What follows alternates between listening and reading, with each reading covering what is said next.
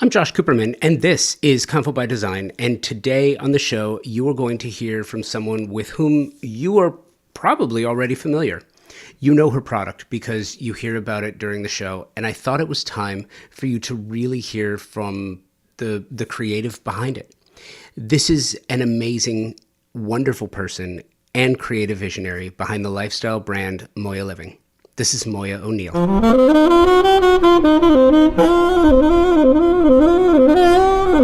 Moya is not just a guest, not just a partner sponsor of Convo by Design. She's a friend and also a superior creative. And she has built this company of hers around a product, as you have heard me talk about, is built like a tank. It looks like a Ferrari. And that's not a sales pitch. It's true. Why is that so important? Okay, so name a company, brand, manufacturer, or any other purveyor of a product or service, product really, that makes their product so stunningly gorgeous that its style is timeless and enduring, while constructing it of a lasting material like steel, using best practices in building and manufacturing as to make sure that this product lasts and is measured not by years but by generations. You will be hard-pressed to find another like Moya Living. Their process is a model for modern manufacturing. This is not a company that wants to sell you a new product every 5 or 10 years because what you bought from them is going to last for generations. They make their product to last, not to be replaced every 5 or 10 years. And that's amazing. But it all starts with the vision. And you're going to hear all about that in just a moment. I am incredibly proud of Convo by Design in year 10, and I'm equally proud of my partnership with Thermosol. They've been presenting partners of Convo by Design for 3 years now, and there is a certain amount of pride that comes with saying that the show is presented by the company that is the best in the world at what they do. Thermosol engineers the most exceptional smart shower products and steam shower systems worldwide for a few reasons. They were the first company to design, patent the technology here in the U.S. dating back to 1958. Thermosol, a U.S. brand, a U.S. manufacturer in Round Rock, Texas, employs an engineering team that designs, tests, and continuously refines the product. Their quality control team tests every single steam generator before it departs the factory. Who else does that? Nobody.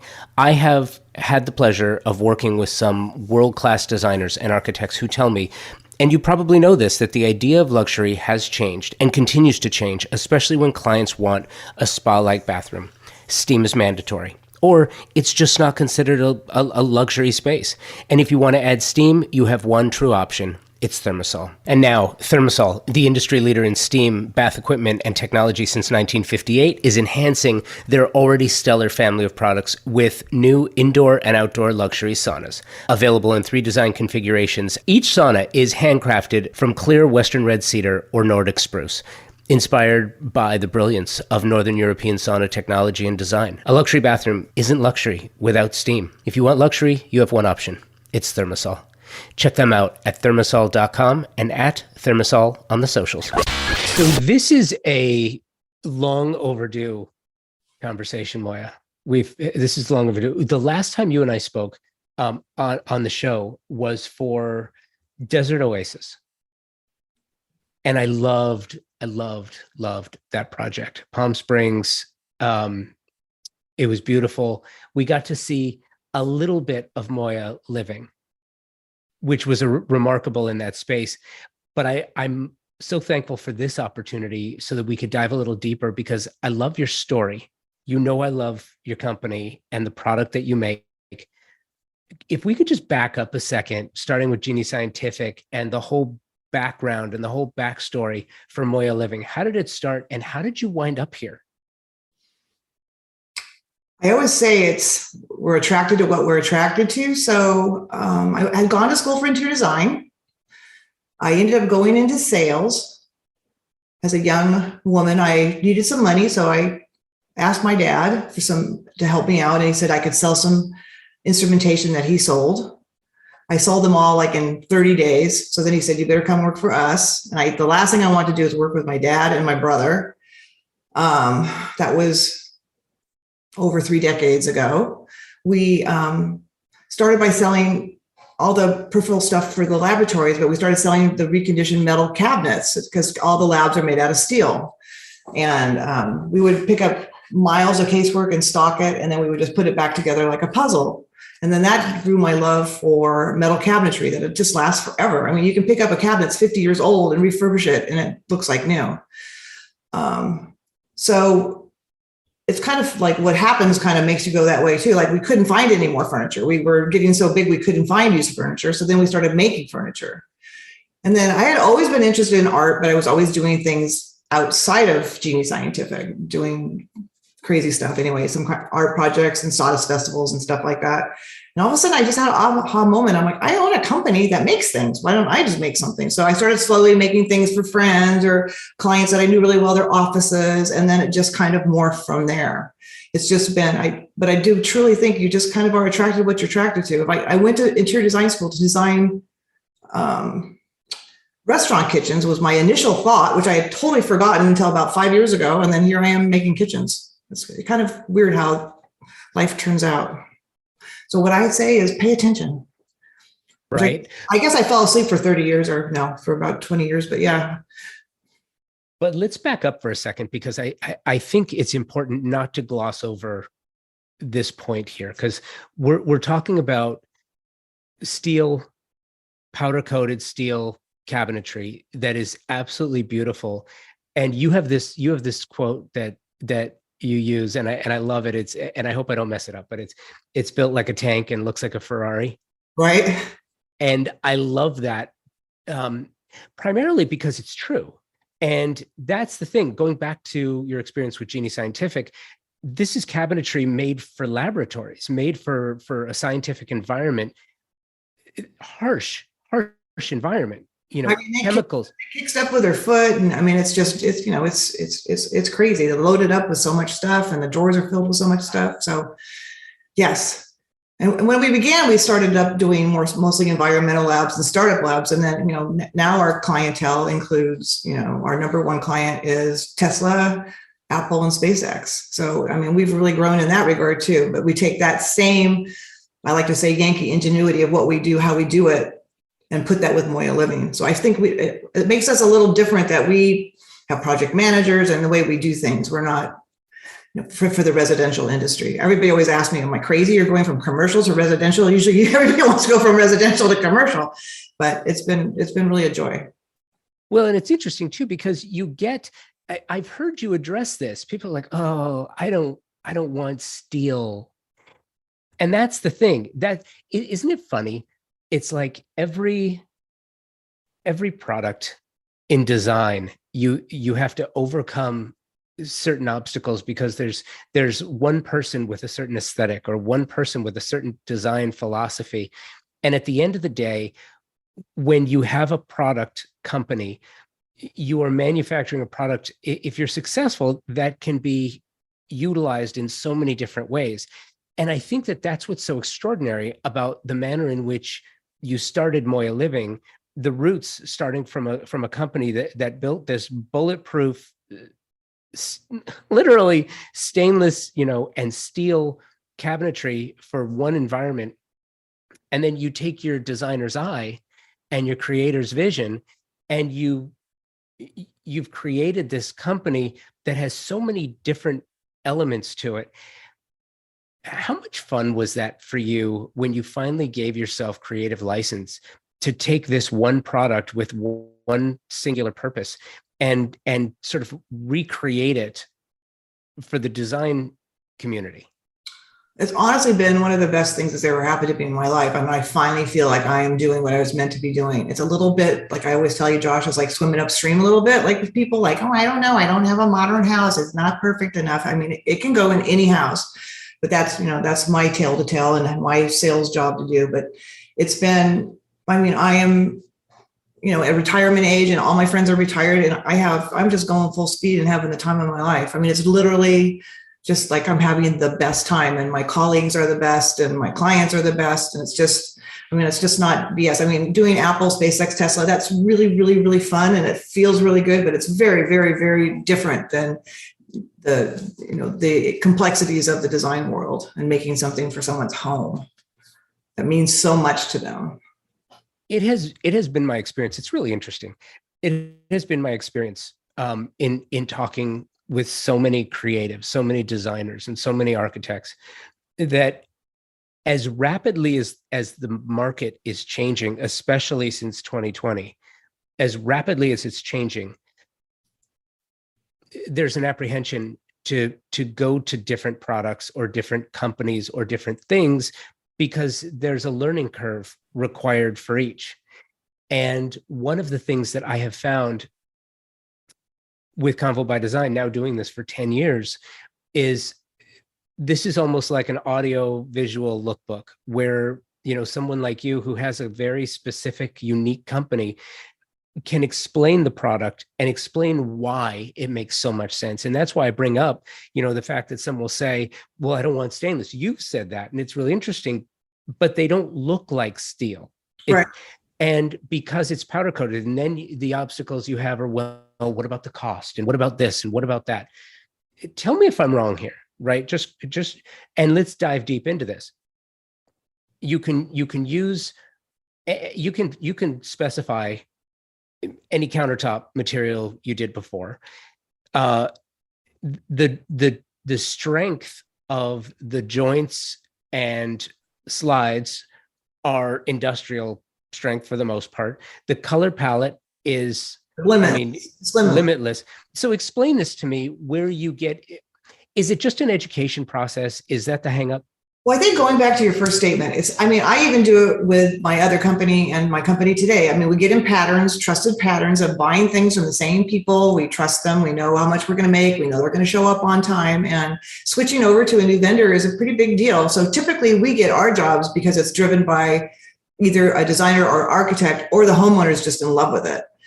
Oftentimes it's that, but our cabinets, it's interesting because the more I see other cabinetry, high-end cabinetry, and then I see how our cabinets are made, we always say we're not a cabinet country. We're kind of a cabinet company. We're like a lifestyle company. We're like for people that really care about how their kitchen's made, how their cabinets are made, where they're going to end up, 50 years from now. It's really that kind of thing. But the durability, you go into a Michelin star restaurant, you don't see wood cabinets. You see metal cabinets. And our cabinets indoor are cold rolled steel that's powder coated. Then our outdoor cabinets are stainless steel that's powder coated. So because you don't need to go to the expensive stainless steel inside if you're going to powder coat it. So, and it's interesting though, there was cabinet makers in the 40s and 30s that, we did metal cabinets. So we have the Geneva, and a lot of people had St. Charles and LA area out here, General Electric. And so it's also a cult following of people that love steel cabinets. I have clients here right now that are just said when they redid their kitchen, they're going to do metal because they don't want to have all the problems again. Here's the other thing, though, too, that I think is really important. We're not talking about just kitchens indoor and out. We're talking about custom fabricated furniture. We're talking about laundry rooms. We're talking about garages. We're talking about furnishings in bedrooms. We're not just talking about specifically in a kitchen or indoor or outdoor kitchen. So, and by the way, we're also not just talking about residential. We're also talking about business. We're talking about commercial. We're talking about industrial. We're talking about hospitality. Right. We just did a really amazing commercial job for a Michelin star chef that does flavoring for alcohol right down the street for a company called Sovereign Flavors. And that was a really fun job to do. So yes, I still do love, commercial, and I would love to do more hospitality. So it's fun too. Take me through the process from a designer that has never specified steel cabinetry, or a homeowner or a developer. What's the process? It's really no different than buying wood cabinets, but for us, the process is we talk. We typically will do one set of designs for them to look at, and then we give them a budget. And then if it's in line with the budget, we typically get a design deposit, just because, you know how it is when you're doing, especially kitchens, you go back and forth, like 1,000 times. And we get a design deposit and just start the design process. And the cabinets are, they're just very similar to wood cabinets, where they're in typical 3-inch increments if you go standard. And then the difference with us is we welcome custom. we'll do anything. That's kind of our good side and our bad side. You talk to production and engineering, they're like, okay, can't we just make standard? But you can't make standard in this world and deal with the high-end luxury market and just think they're going to buy standard off the shelf stuff. They're never going to do it. Well, and it's interesting too, because some will say, oh, there's this impression that it's cost prohibitive because it's a different material. Correct me if I'm wrong, but if you're buying luxury wood cabinetry, this is relatively the same cost. It's relatively the same cost, but like the super high-end wood people, where I'm actually having someone do my own bathroom right now, and it's more than metal cabinets, which metal cabinets sound so pedestrian, but high-end luxury steel cabinets, they're wonderful in a bathroom. I have them everywhere in my house. I need to have some wood somewhere. So this is what I love, which is so fascinating to me. And I feel like the business of design and architecture right now is in the midst of a wholesale change. I feel like everything is changing so rapidly. And it's interesting because trying to keep on top of the business, you and I have had so many business conversations about this. It's like, first it was when the pandemic started, right? And then well, let's back up. I would say before that, it was trying to break through the clutter, 2018, 2019. As I recall, it was really challenging to break through the clutter of product material and what people are doing that's different, and just so much product to think about. And then 2020, basically you hit the brakes, right? Right. 2021, things start opening up, and then we start to get into this log jam and everything locks up. Then things start freeing up, but the costs are astronomical. Crazy. It's crazy. And at the same time, people have changed the idea and the manner in which they want to live. So the idea of what home is has kind of changed. And now you've got people who want certain things and they're willing to spend for the things that they want. And they've got certain ideas as far as aesthetic and functionality has changed dramatically. Material types, sustainable design, it's all changed so quickly and so rapidly. How do you stay on top of that? And how do you manage the business as you go and continue to do the education with designers that you need to do? God, I always just say one bite of the elephant at a time. It's overwhelming. And, believe me, everybody always thinks I look so great in social media and I should be driving around in a limo all day, but they don't see me crying on the way home. I mean, it's a lot of work. Luckily, I have really engaged employees. We have, over 30 employees here, which, we're so lucky. And I cannot, that's one of the things I really want to work with young designers, starting out designers in school, just kind of like, don't hit all the roadblocks I had, learn from me, like what to do right.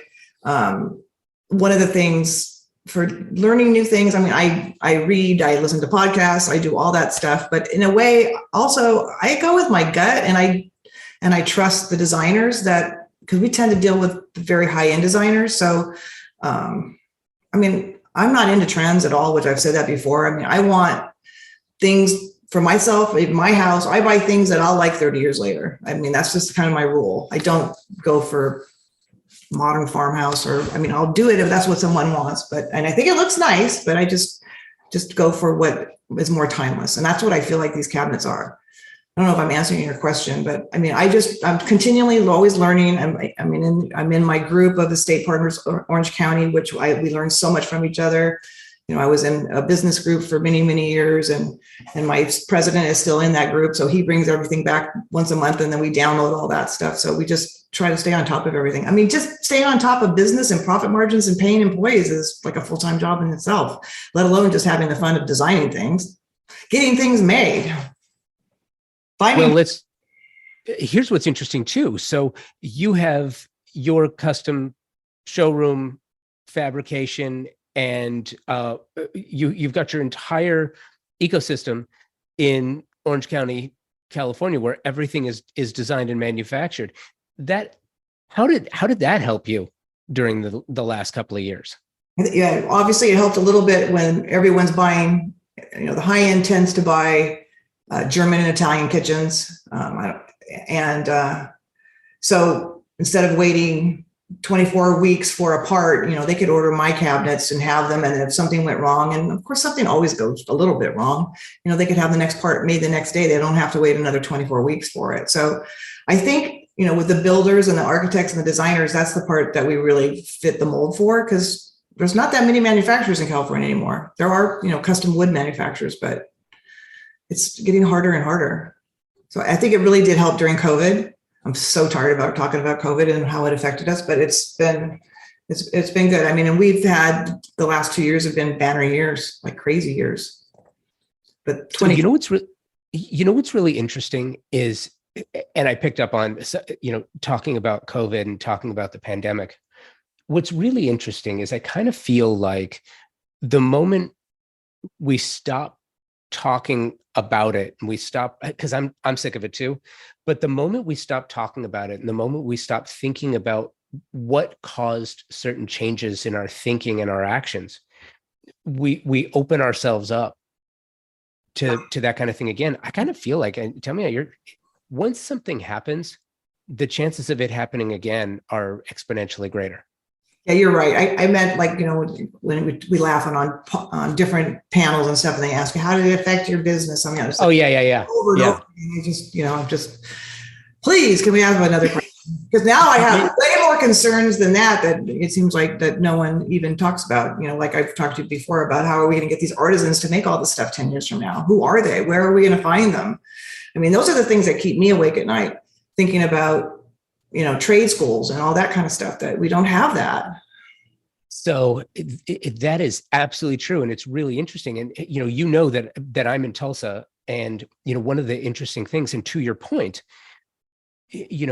when all of this amazing architecture, this Art Deco in Tulsa was crafted, in the 1920s and 30s and 40s, they had painters and fabricators and sculptors, and you had all these tradesmen who would do the work, the physical, and their hands told stories. There was knowledge in their hands. And nowadays, as much as everything, there's a lot that's still falling apart here because there are no people to do it. You look at a Frank Lloyd Wright building, which would have, like, there's his one and only office building, 50 miles from me in Bartlesville. And you've got these handmade blocks. You can't get them anymore, and there's nobody to make them right now. Right. So it's it's an interesting idea that you bring up, and I love that, which is also why what you're making is going to last it's generational. It's heirloom product. I always say it'll last past your grandkids. I mean, I don't know how depending on how old you are, but they can last. What did I saw in the Wall Street Journal, that article that I show on my PowerPoints. A guy was selling his house, and 70 years later, and still had the metal cabinets. He was an astronaut, and he still had metal cabinets, and they still look good. I mean, they needed to be freshened up, but they still look good. What's the idea too? It's interesting. You had mentioned that the high end ordering German and Italian cabinetry. Interesting to me too that the idea behind European cabinetry, I don't know if it's still like this for the most part today. I think it might be that when people move into a home, they bring their cabinetry with them like their furniture. When they move, they bring their cabinetry with them like their furniture. We don't do that here in the States, but I'm wondering if we're starting to get to a place where that's almost, especially with the investments that people are making these days. Is that a thing here, do you think? It's not yet, but I think it could be. We're doing that as a sales approach for the outdoor. Like, you can take this whole outdoor system with you. Indoor, we make hutches and islands and things that you can take. It depends on, the real estate of California. I don't think they would allow you to, but it makes sense that we could. And I think designing a kitchen that looks like it's furniture is really a cool look too. Like, just looks more homey. I mean, just looks more not like it. I don't know. Everything looks kind of cookie cutter to me after a while when you look at all these kitchens. I mean, I love the European kitchens. The way they look, it looks like they have a butler's kitchen in the back, and that's where they really do the cooking to me a lot of times. You are listening to my conversation with Moya O'Neill. We'll be right back. Design Hardware's newly remodeled showroom is where you will find a gallery-style space with a thoughtful display of products, purposefully positioned to allow unbridled exploration and discovery. High-end faucets, luxury tile, natural stone, wood floors, and bespoke hardware selections are presented in a holistic manner, strategically arranged to stimulate creativity and transition your vision from the conceptual stage to a fully realized space. Conveniently located, free parking available. Stop by to find your inspiration. Collect samples, get expert advice, and tackle everything on your shopping list all in one place.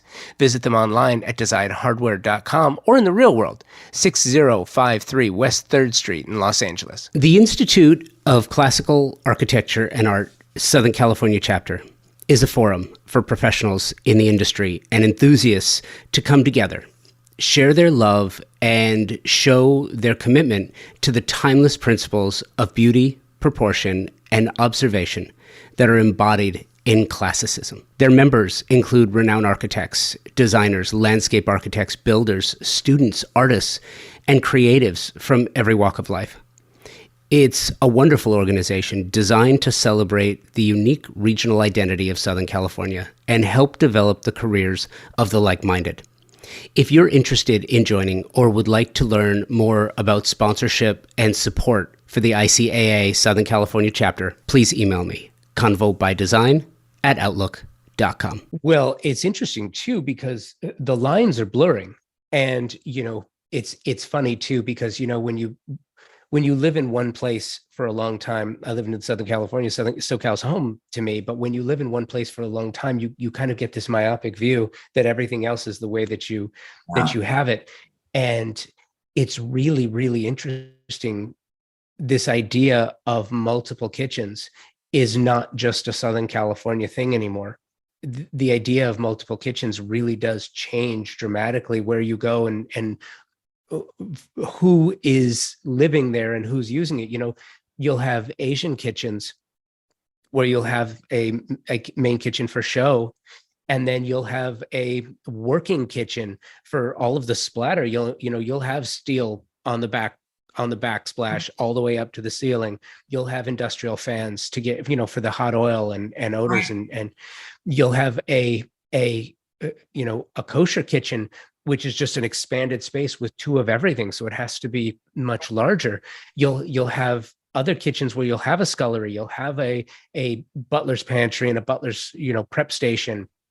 And you'll have a coffee bar in a master suite. But what you'll also have is on an ensuite that bathroom having residential appliances now, having a warming drawer for the towels instead of a towel rack on the walls. The idea is changing.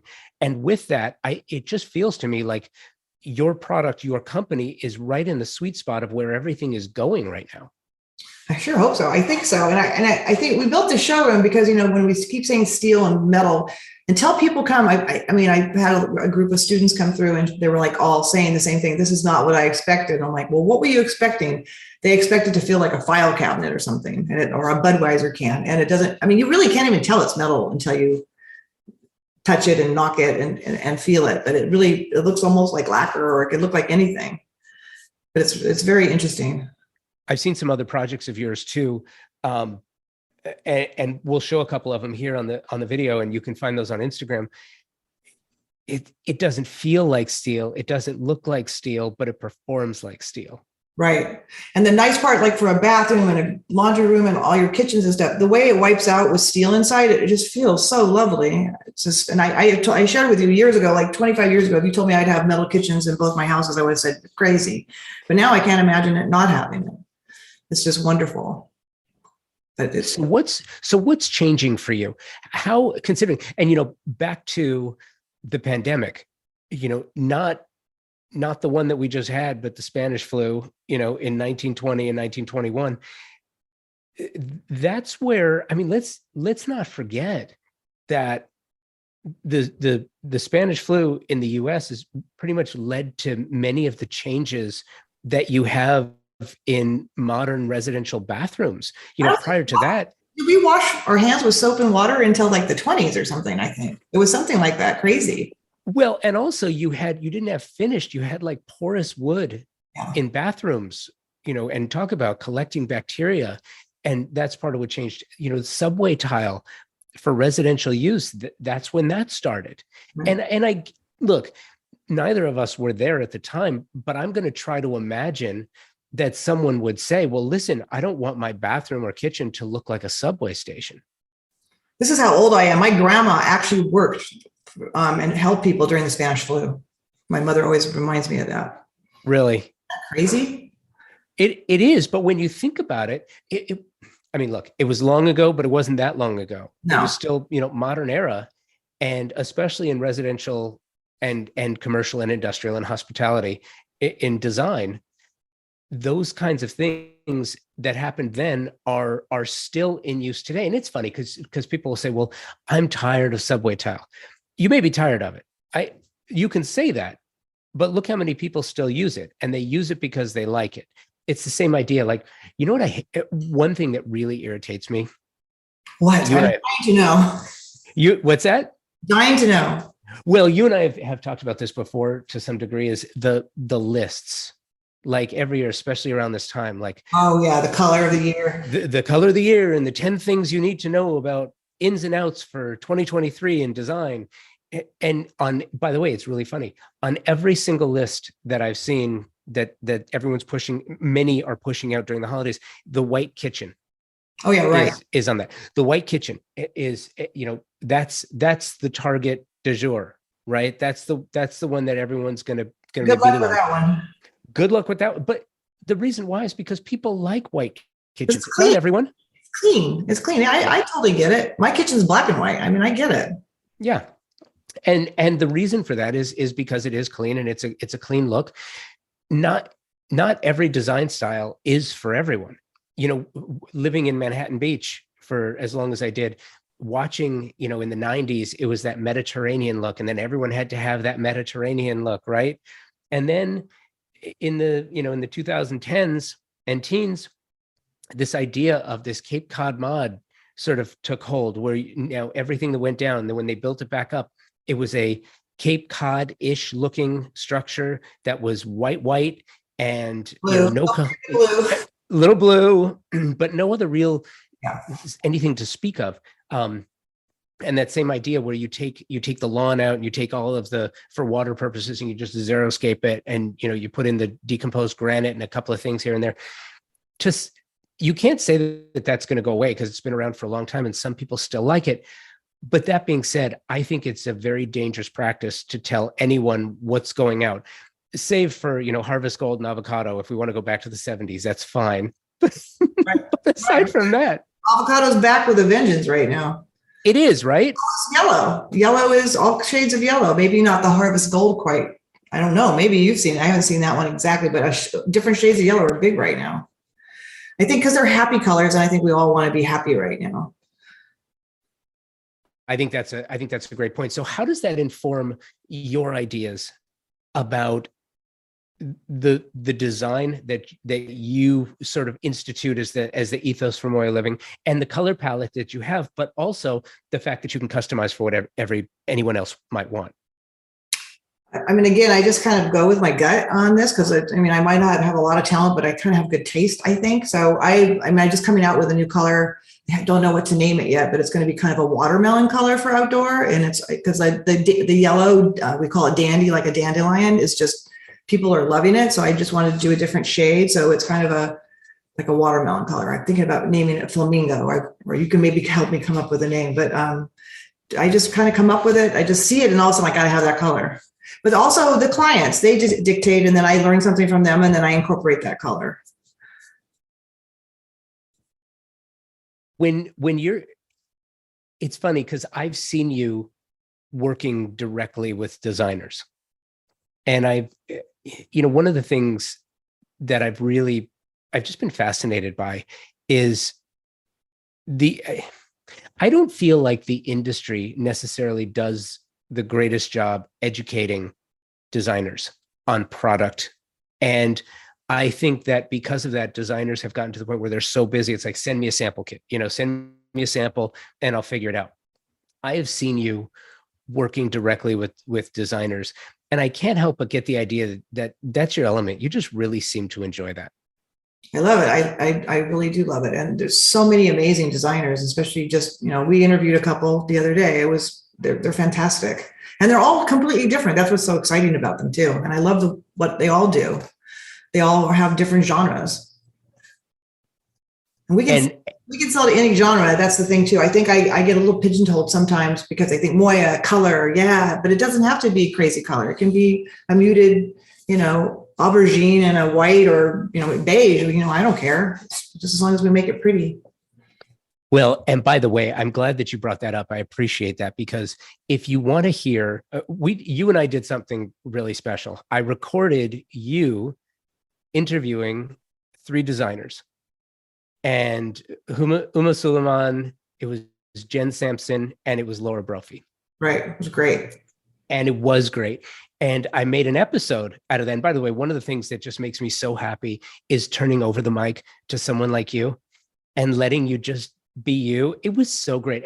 And I tell you that because if you want to listen to it, go to the show notes. I'm going to include a link to that episode as well. And you can hear Moya and her conversations with 3 amazing, incredible designers who do extraordinary work. And I so enjoyed it. So thank you for doing that. And if you want to listen to it, go check the show notes. It's funny because you're apprehensive too when it comes to picking up the mic, but you're so good at it. I don't know. I get nervous. I still get nervous. It is. I guess that's because I care so much about everything. I get nervous. But yeah, and I was exhausted that day after doing those 3 interviews. I don't know how you do it. It is just completely, I could have just went straight to bed. It was exhausting. So I get for doing it. I appreciate that. Thank you. But look, like you, I love doing it. I enjoy it. So what's next for Moya Living? What's next for you? What's coming up? What are you excited about? Well, one of the things I'm really excited about is so in my estate partners group, I went to a fellow who designs furniture, and he had his own creative space. And we've been hiring so many people. I share my office with a bunch of people, and I know a lot of designers do that, but I am dedicating myself to creative time. So we're going to be coming out with some new products, new ideas. It's called Moya Living. It doesn't always have to just be a cabinet. I want to go after hospitality more boutique hotels, because I think our product is just made for how those cabinets just take a licking. You have to overcome the objection of the money people that they don't want to spend the money, but then you go to a hotel, it's all screwed up after like 2 months. They look at the longevity of it, and you can electrostatically paint it 10 years from now. That's one of my things. So I'm working on a lot, but the biggest thing is I got my new office. I'm by myself. I'm scheduling creative time, alone time, and hiring more designers like everybody else, and just trying to create new patterns with the designers, architects, and builders that I want to work with, and they want to work with me. And then that's, just stay in my lane, and to keep selling the high end luxury market. I just went and saw a client last week, and her ginormous house in Malibu was just so fun. It's so rewarding. It sounds crazy, but it's these homes are crazy. They have, cold plunge pools and, beauty salons and all this crazy stuff. So it's really fun to meet them. So let's talk about this too, because I think some who might be listening to this on the East Coast or Midwest or in the South will say, look, Southern California, totally get it. It's great. You can put this product outside and it's going to be fine. Not necessarily realizing that you have salt water to contend with, as well as weather, super hot in the desert, super cold in the mountains, but it's maybe not, Chicago or Wisconsin cold. You know what I mean? Right. Talk to me performatively about how the product does. Let's go from west to east. Let's go through the baking sun in the south, the mountains in Colorado and Montana and Wyoming, into the Midwest, and some of the water issues that you have there, into the incredibly frigid cold of upper New York, and into the high humidity and salt water down in South Florida. How does Moya Living perform in all of those different climates? Well, we sell a lot oceanfront in the West Coast, and people don't know, and we've learned a lot. So the baked on powder coat makes the stainless steel like a marine grade, but just like a boat. I mean, you got to upkeep it. You can't just like leave it out in the snow for 10 months and think, okay. I mean, you've got to use your noggin and have some good housekeeping. But we sell up in the Hamptons, we sell in Utah in the snow. A lot of times in those kind of weathers, they have an overhang. You know, it's not just sitting out by itself, but it will hold up very well. In the desert, it was really interesting because when we did that desert oasis, it was like 110 that day when we went out there. And I was curious because with the cabinet, and the cabinet was brown, but the cabinet wasn't hot, but the countertop was like boiling hot. You couldn't even touch it. And that's stone, which was crazy. So that was a good selling attribute. The desert's great because it's so dry. The one thing the desert has is sand. So probably during the years, you're going to have to cover it. I mean, it's just, you know, even in labs, when we built labs, people are like, well, can I stain perchloric acid? Like, yeah, but you got to wipe it up. You don't just leave it there. I mean, come on, you got to have a little common sense. But the cabinetry will hold up like marine grade boat. You know, that's what it'll hold up for. So we are selling into all those elements. I haven't got into the southeast yet. A lot of New York, a lot above New York, Aspen, Telluride, you know, and on all up and down the coast. And the interesting part for California is, or for everywhere, I guess, in the fog, there's iron. So even when you're using marine grade stainless steel poles, they'll get surface rust. So we're being aware of that. And so now we're incorporating brass poles and poles that patina that I don't have to worry about, you know, someone having to take off the surface rust. And I'm learning like that, why you don't want a flat pole, you want something rounded, and just all these little tricks. Interesting. I love that. Yeah. Well, you know, every time you do something, you learn something. Yeah. And as far as countertops go, you can use anything. Anything you want. I mean, we have recommendations what we like for outdoor. There's a lot of good products. And indoor, obviously we can use whatever the client wants. So we have relationships with everyone. So that part's fun.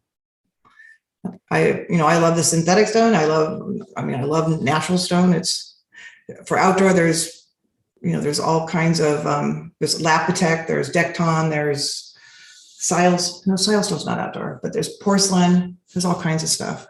I'm even still learning. Because we get in our patterns and then we start just doing the same thing like everybody does. We just buy the same people. Yeah, that's great. Okay, so if you had a dream project that you could do, any dream project, you know, let's put that out in the universe right now. What would it be? I'd like to do a boutique hotel, and I'd like to be the lead designer on it. It'd be really fun. Very cool. I could totally see that. Yeah. Are you going to buy a hotel? You want me to design it for you? Let's line up the financing and see if we can make that happen. Yeah. I think that's awesome. That's super cool. Yeah. You know, it's fun too, because being here in Tulsa, the downtown area is really vibrant, and the Mayo is a hotel from the 30s, and they've just fixed it up, and it's magnificent now. It's really amazing. But I feel like that's one of the places where we're going right now, is not everything has to be new. You know, what's funny is I used to be really annoyed by millennials, and it not, you know, in general, because so we would do, you know, if you went to hear a panel talk anywhere, it was, how do I reach millennials? What do millennials want? Designing for millennials. How to get millennials to buy your product. And it was like, well, they're just super picky and this and that. And that. No, it's not that. It was that particular generation put a level of importance right on certain things that made them happy. It's a bureau.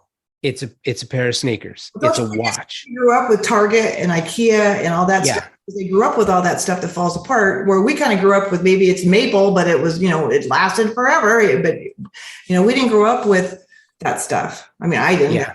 I'm not speaking for you, but yeah, I think it's a lot to do with that. You're right. And they're not as materialistic as other generations.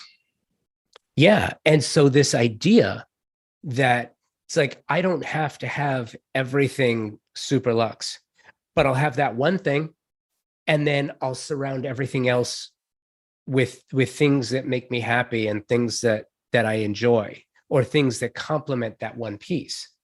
And it got me thinking, and it's like, you know what? That's how design should be. Exactly. I mean, we buy so much crap everywhere now. I mean, I try to, like, my house is a very tiny 1932 house. You've been there. I try to have everywhere I look, it means something to me, and I like to see it. I don't want, I mean, I have nothing wrong with Home Goods. Believe me, I go there too for stuff, but you don't want everything to look like it came out of that store, or, you want it to look like, okay, you traveled over here and you bought that there, and this is interesting. It makes you feel good. I think we're just so into mass consumption. It's just, but we better fix hotel rooms for what they're charging right now. It's crazy.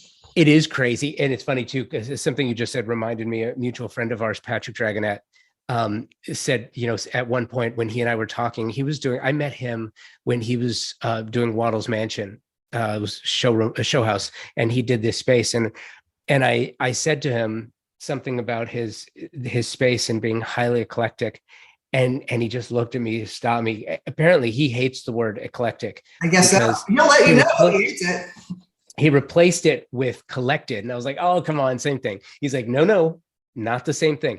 And he was absolutely right. It's not the same thing. And that's what I love most about your house. Your home is highly collected. You look at everything around there, and there's a purpose behind everything. We'll talk about someone with good taste, Patrick Dragonette. But also, did you hear he's doing Sunnylands? He got that job to redo Sunnylands. That's fantastic. That's what I mean. Time to reconnect with Patrick. I'm talking about. Those are my friends. I mean, it's like just fun. If you can idolize your friends, it's kind of fun. Yeah. Well, and so I bring that up because I feel like you've got your finger on the pulse of something, and it feels right, and it feels right now, and it feels like something that, I would think that the challenge for you now is twofold, really. It's being able to keep up with the work, and continuing to get the word out there on the right projects with the right designers. And it's harder these days. It really is. Well, the last 2 years during COVID, we opened the showroom as right before COVID. We had one nice event. So I have just been on the road going to every event known to man for young designers. I mean, it's hard, but just go meet everyone, and then you start picking your peers and who you want to work with. But now I want to back away from all that and be more my more creative self. But that's part of the work too, is the schmoozing. I mean, it is. How would you recommend that young designers, new designers, work with a company like yours? And I ask the question specifically because that's something that I don't feel like design schools really teach the students. They don't teach them, you can get a sample kit and you can memo product, and here's how you color coordinate, and here's how you measure, and here's how CAD. But they don't teach them the interpersonal relationships with the showroom managers or the brand managers or the manufacturers to understand how that relationship really works. That's the key word, right? Relationships. I mean, everything is about relationships, and especially in this high-end sphere, it's about relationships. It's about service and, backing up everything you say you're going to do. But the number one thing is a trusted relationship. I mean, they should have a class on how to build trusted relationships. I mean, I see it every day. I mean, I've been lucky that I have a creative side and I also have a sales side. So I kind of am a lucky, fortunate person in that regard. I'm not that great on my math or accounting, but it's interesting to watch. I see a lot of young designers and they just talk about blah, blah, blah. Myself, this is what I do. No. That's not what you do. You just go out and you just meet people. They get to know you. They trust you. And then if they like your work, they'll do business with you. I just think, because you go to school and you think, I could do this. I would do this for free. They probably would do it for free. They like it so much, but you do need to know how to make money to pay the bills and pay your staff.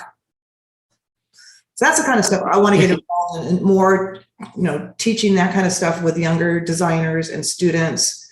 and even working with the inner city of Santa Ana and different things to give, I was fortunate. I mean, I was raised in Montebello. I wasn't raised with a silver spoon or anything, but I mean, I was raised by a nice middle class family. But I mean, I just think it's really important now at the stage of my life to be more about giving back and helping. So I think that's the true side of a relationship, is that you want to help your client. You really want to help them. You're not just trying to sell them something to make money and move on to the next client. You're creating something that's going to be just awesome for that client, that they're going to love you when it's done. Yeah. Yeah. And what's really interesting is having had the opportunity to work directly with the interior designers on this design house project that I'm working on in Tulsa. Two designers so far, John McLean and Gail Davis. In working with them, their approaches have been very different, but their work both wound up hitting the bullseye in the center of the red. Wow. And much of that is because they spent the time, and I think this is kind of where you're going, where you're needing the time to be creative and you're looking for ways to actually shut everything else off around you for a little bit, to take the time to listen, process, understand, and then perform. And I feel like we don't really have that en masse. We don't really have that opportunity to do that right now unless we force ourselves. Philosophically. That's so well said. I mean, right there, that's it in a nutshell. And probably the key word of all those is listen. Yeah. So philosophically, how are you finding the time to stop down and not answer the phone and not take the calls and really kind of dig deep to process the things that you need to process? Because I think lessons from someone like you you've been doing what you've been doing at such a high level for so long that you need to continue to remind yourself, whoa, I got to stop, I got to back away and take the time.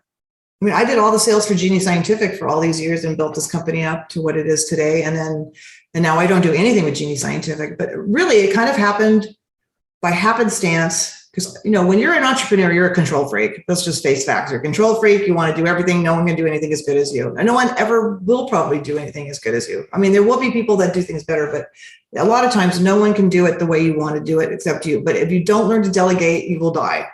So when my husband's parents, who I adored, both passed away, we went on a road trip, and I went away for almost a month.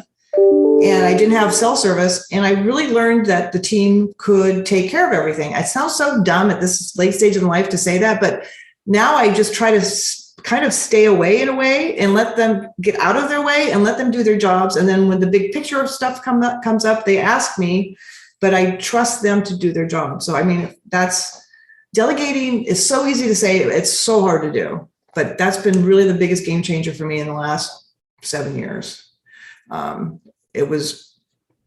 It's been pretty life-changing, and hiring the right people and hiring people that are smarter than you is like such an important thing to do. It's life-changing. And like sometimes you hire someone and they're like a little bit expensive out of your league, and you don't really want to pay that because it's like out of your budget, but then you do it and then you make so much more money because they're so much smarter than you are, in so many other regards. It's true. What I like too is that, from a product standpoint, the one thing that I've always seen with you is everything emanates out from the product and from the brand and from, you've said this, you're not a product company, you're a lifestyle brand, and you're spot on. You're exactly right. It's what you makes the act of living better. Right. And for a number of ways and for a number of reasons. And I that seems to be one thing that from the company standpoint, you've never forgotten, and you continue to sort of promote that philosophy. And I love that. We almost care too much here. I mean, we almost kill ourselves every day to do things. And it's been, I don't know, it's like, I think it's our family culture or something. We're like workaholic type people. I mean, work is fun for us. So, it's my part. I'm in business with my husband. I'm in business with my brother, and I'm in business with my nephew, who's our president. So, but we're all kind of that same mindset. It's kind of funny. Yeah. I love that. I love that. And I, like I said before, I got to see you in action with those three designers, and I love that episode. And again, if you want to hear it, I'm going to put a link in the show notes so you can go back and listen to that. Moya, this was so much fun. Thank you for taking the time to do this today. Thank you, Josh. We are living at a time of incredible growth, both technologically and creatively, with respect to interior design, exterior design, and architecture. There is no question. There are companies thinking differently about the business of design and how to make products super serve those for whom they're being made. One of those companies, and one of my favorites, is Moya Living, designer and fabricators of some of the most stunningly beautiful, incredibly durable, and highly functional kitchen, bath, and outdoor kitchen cabinetry on the market today. Powder-coated steel with stunning lines, vibrant colors to fit any design style or aesthetic. A history of designing cabinetry for the scientific community, so you know it's been tested in some of the truly the most harsh conditions available. Moya O'Neill is the CEO and founder of Moya Living. She's the inspiration behind the design. Designers, their specification process is so simple, it will make your job so much easier. Check them out online through the socials at Moya Living, their website, moyaliving.com, and in the real world, their live kitchen showroom in Fountain Valley, California. Thank you, Moya. I do love our chats. Thank you, Convo by Design sponsor partners Thermosol, Moya Living, and Design Hardware for making the show possible. Thank you for taking the time out of your busy day to listen to the show. I hope you enjoy the show, and you should know that that's why I do this, for you. I would also like to hear from you. I love the guest submissions and show suggestions, so keep them coming. Email me, convobydesign@outlook.com, or message me on Instagram at convobydesign with an X.